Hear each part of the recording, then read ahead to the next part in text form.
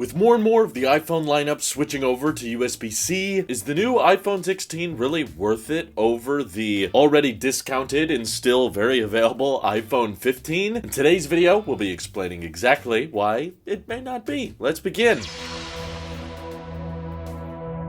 I'm not trying to make the case that this is one of those years where there were barely any changes, okay? It's definitely not as bad as the jump from the iPhone 13 to the 14. They had the exact same silicon on the inside. There were a ton of similarities there. However, I will confess when looking at the iPhone 15 versus the 16, there is still quite a bit of overlap. They both have the dynamic island. They both have the exact same front-facing camera. They both have Face ID. They're also both rocking the exact same displays. It's 60 Hz on both, up to 2000 nits on both with the same contrast ratios. They both have dual cameras on the back. In fact, the main sensor, other than some anti-reflective lens coating, is pretty much the same. The ultra-wide lens got a little bit better on the iPhone 16 and now enables macro mode, as well as better low-light performance, but for the most part, yeah, both phones still have USB-C, they both have stereo speakers, exact same IP rating, and the exact same transfer speed between the two of them. You get the slow USB 2 speeds, whether you get a 16 or a 15. But the reason I will acknowledge the iPhone 16 is still a much more noticeable step change than an earlier model like the iPhone 14 is because of features like the action button, which have finally made their way onto a non-Pro iPhone with the 16 lineup. But hey, that might be a detriment to some of you. I knew a lot of people that really wanted the ringer switch to stick around because they use it all the time. Well, if you care about the ringer switch, guess what? The iPhone 15 still has it at a discounted price. But if you care about having more dynamic buttons that are better at controlling your camera settings, then yes, the iPhone 16 is also rocking a camera control button, which the iPhone 15 does not have, that allows you to zoom in, zoom out, or switch between settings and toggles, and also just a fourth way to launch the camera app if we really needed that. And as far as software features are concerned, I think that's where you'll find another big gap between the iPhone 15 and 16. They actually leapfrogged the silicon this year because the iPhone 16 is back to using what Apple considers, the latest and greatest silicon with the A18 chip, whereas the iPhone 15 was still in that era where Apple was comfortable using a year-old chip. So you have the A16 chip over there, which is apparently not capable of running Apple Intelligence features. At least that's what Apple tells us. But yeah, that means if there's anything you like about the new Siri or image playgrounds or priority notifications, basically anything you've seen surrounding Apple Intelligence, yeah, pretty much you're not going to get any of those features on the year-old iPhone 15, which is a shame, but I think there's a lot of people out there who probably don't need all of that tech. A lot of people are actually scared of AI trying to run their lives for them, so if you're looking for a phone that apparently doesn't have large language models running on it, then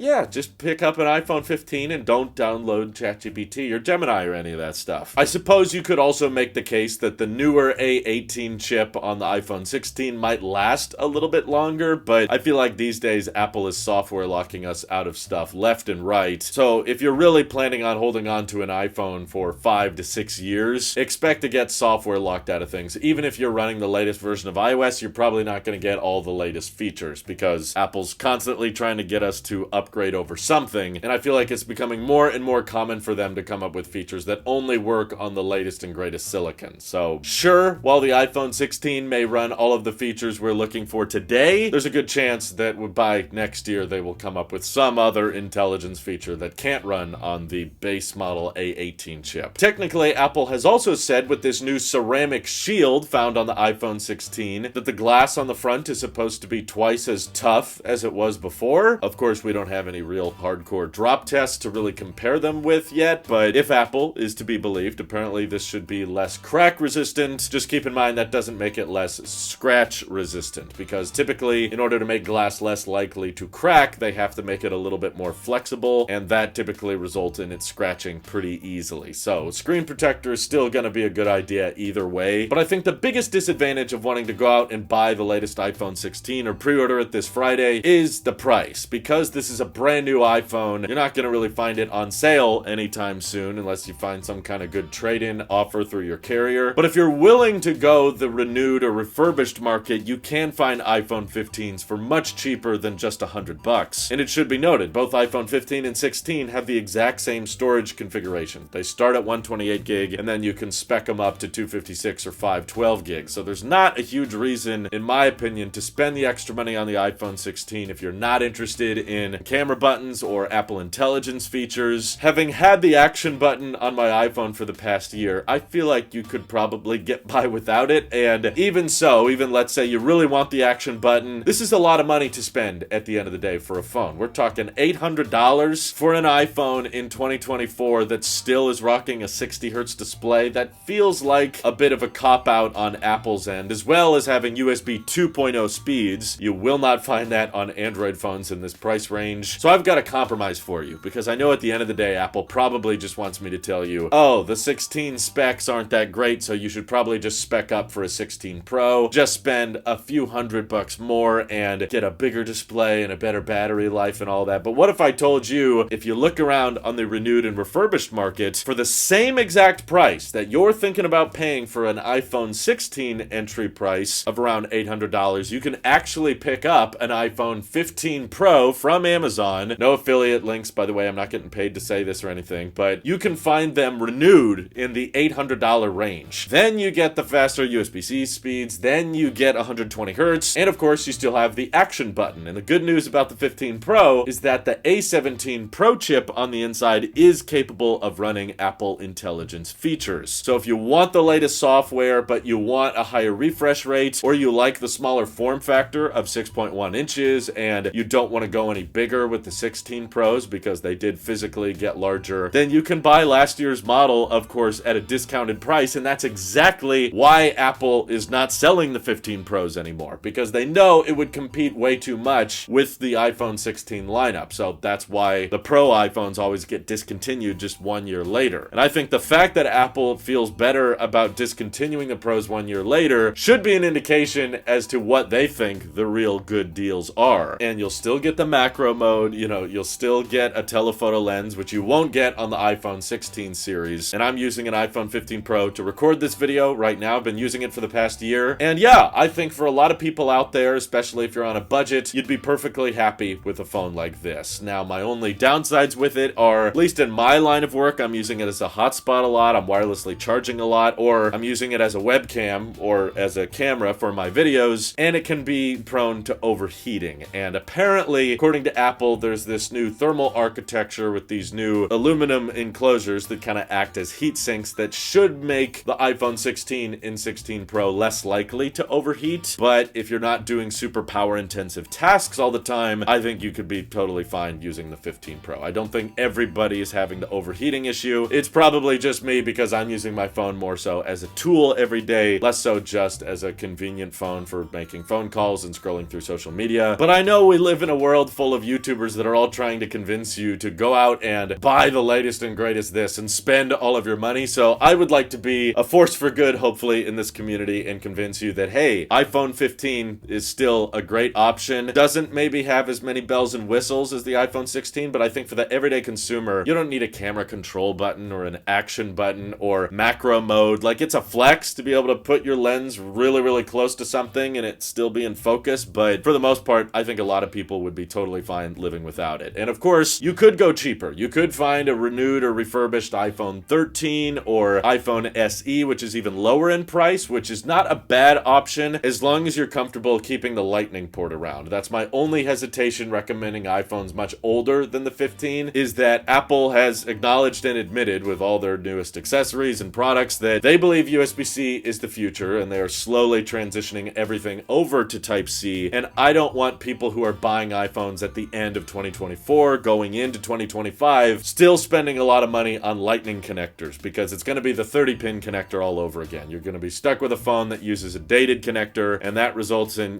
going on trips and stuff and not having as many accessories work with your phone because the rest of the world is moving on towards USB-C. And obviously there's government mandates now that are enforcing this port switch over. So the sooner everybody adopts to it, then the easier life will be for everybody, which is why I'd say if you're in the market for an iPhone now, do your best to get one with Type-C. But if $700 or $600 is still too much, then there's a good chance in the spring of next year there will be an SE4 that's even cheaper than the iPhone 15, and it will have a USB-C connector. It'll just have one camera on the back, but probably be somewhere around the $500 price range. So what do you guys think? Is the iPhone 16 worth considering over the iPhone 15? I think for the vast majority of people, no. I think you'd be totally fine living with the iPhone 15, even if you're buying it at the end of 2024. I think a lot of the Apple Intelligence features are very flashy and showy, but relatively gimmicky. And the iPhone 16 colors are beautiful, don't get me wrong, it looks great, but the vast majority of people are just going to be putting a case on this thing anyway, so I don't think you should be spending an extra 100 or 200 bucks just to have a certain color that you may like. But yeah, I suppose iPhone 16 does also support spatial photos and videos thanks to that new camera bump, but again, are there that many of you buying an Apple Vision Pro to go alongside this product? I doubt it. But if you disagree, feel free to let me know why down in the comments below, and thank you to everybody supporting this channel directly. Seriously, helps us out a ton, as does just watching these videos, so thanks again. This is your Apple Street Pure, and I will see you all in the next one.